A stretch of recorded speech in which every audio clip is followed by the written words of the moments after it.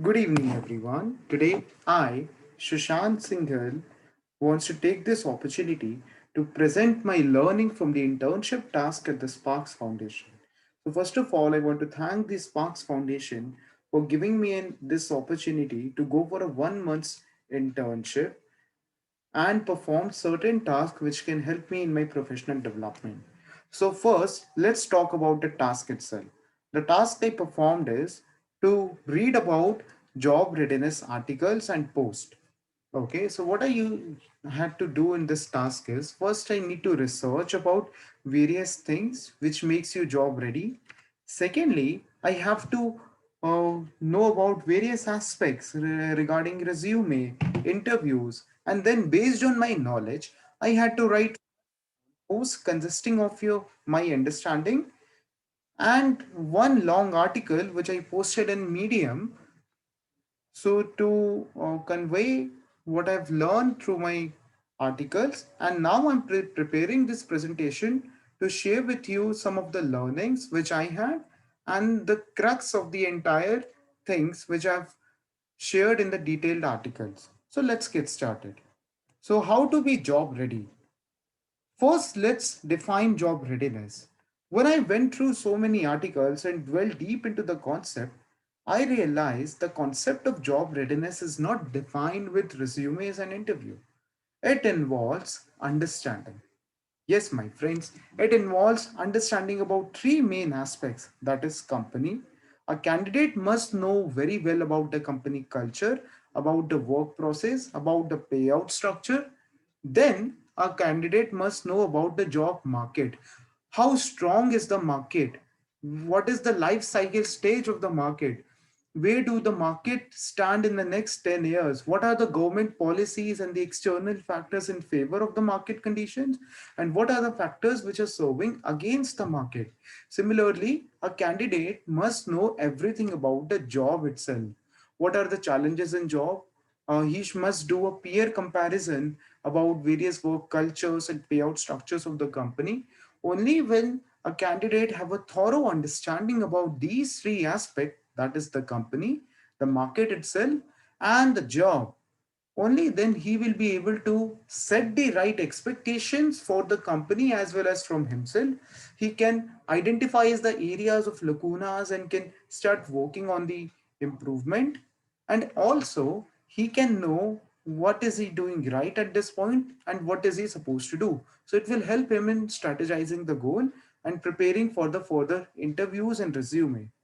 So once the understanding part, now we comes to the two most important aspect, that is number one, the preparation of resume, and secondly, the preparation for interview.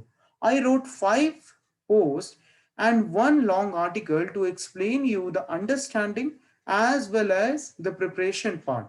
So let's look at the article snapshot for a moment, and then if you want to read it in detail you can go to the link. So first thing, my first article says skill versus employer benefit, an important distinction in writing powerful resume. So what happens is, for a candidate to get hired, he should not focus more on the skills but rather the benefits he has to offer to the employers.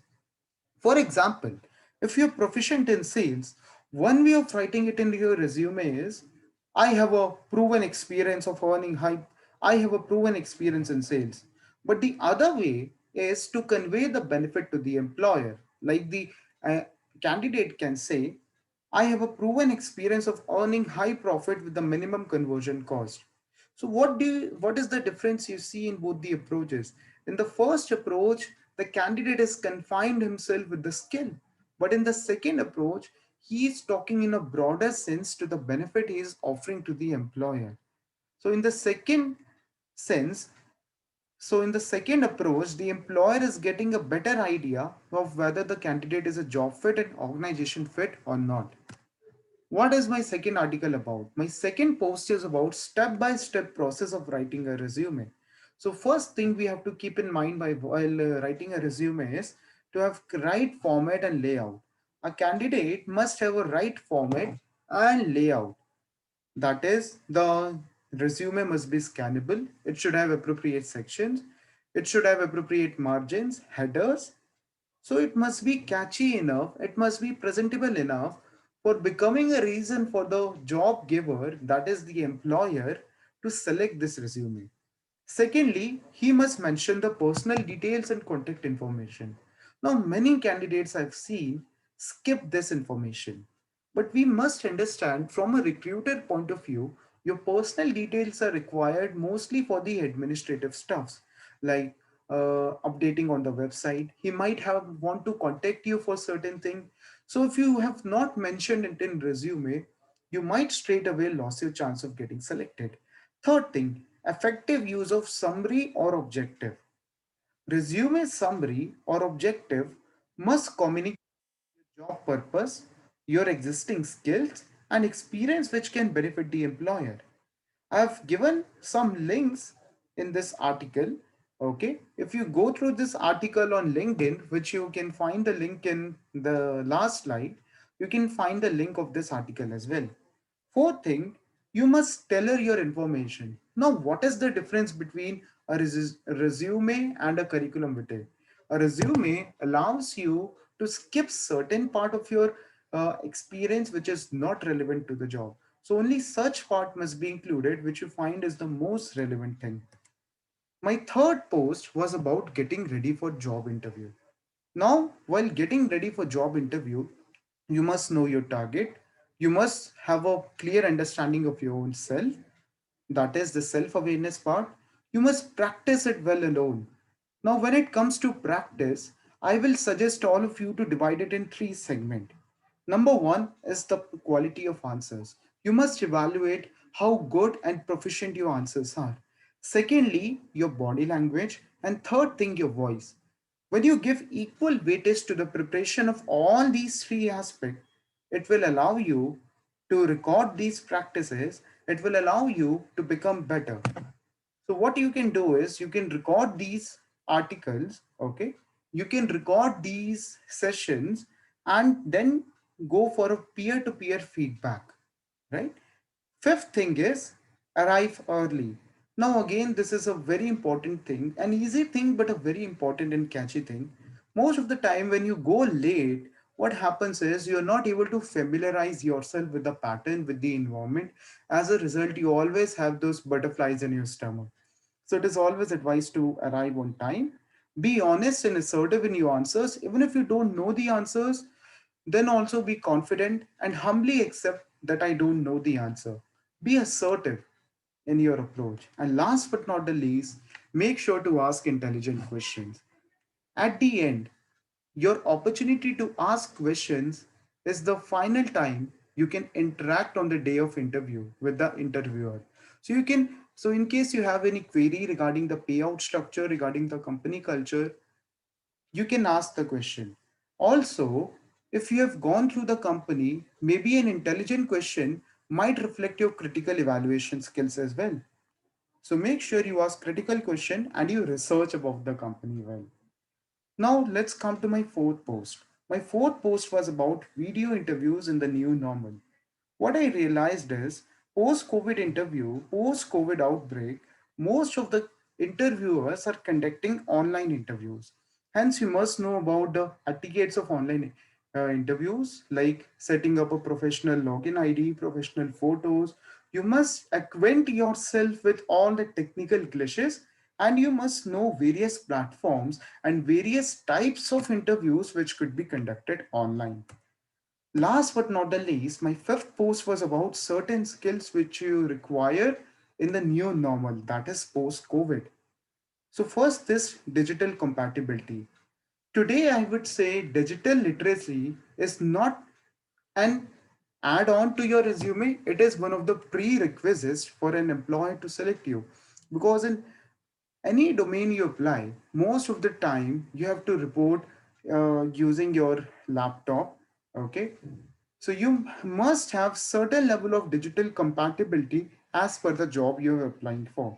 In case there is a gap, you must find out ways to learn digital things and familiarize yourself with different interfaces and different platforms. Secondly, you must be adaptable and able to work cross function. What I've realized is post the outbreak of coronavirus, Organizations are forced to go lean with their work structure, which essentially means that you're having the ability to handle various tasks, work in multiple departments is an essential skill.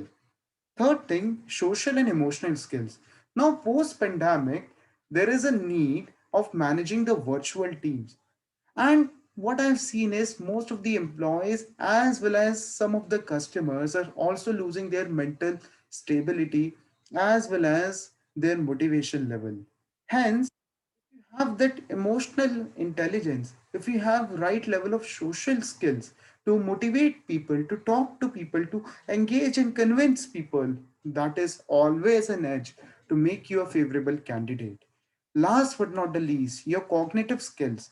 Corona has taught the organization to constantly redesign the work structure, innovate their processes as well as product. Hence, excellent cognitive skill as an attractive skill for job seeking candidates. So these were some of my posts. Now here's a link of long article which you can directly refer to. I'm not going through it as of now, but you can also find these links as well as link for small posts in the description. So I would suggest you to read them from your own.